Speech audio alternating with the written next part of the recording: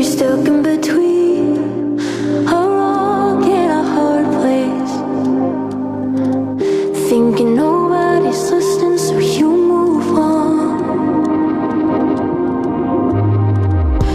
It's not a mistake that he gave you your voice, and it kills me to know that you think it's gone. Why don't